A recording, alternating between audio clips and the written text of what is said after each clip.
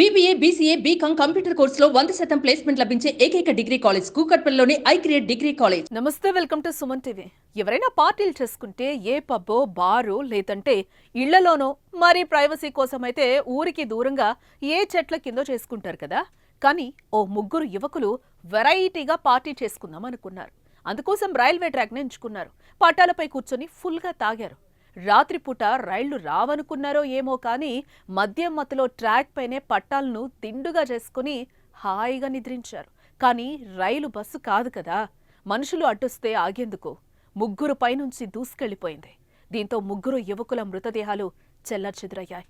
మద్యం మత్తు 3 ప్రాణాలను బలి తీసుకుంది. ఈ దారుణ ఘటన ఎక్కడ ఎప్పుడెలా జరిగిందో ఇప్పుడు చూద్దాం.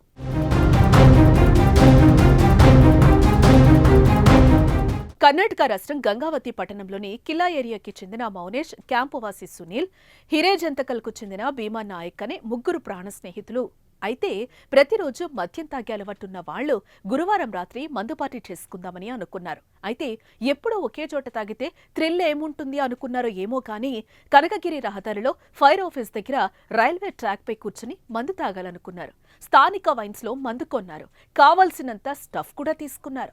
అర్ధరాత్రి వరకు తాగుతూనే ముచ్చటిస్తూ అందరూ అలాగే రైల్వే ట్రాక్ పై పడుకున్నారు. అయితే అదే ట్రాక్ పై హుబ్బళ్లి నుంచి గంగావతి మీదుగా సింధనూరు వెళ్లే రైలు వారిపై నుంచి దూసుకెళ్లింది.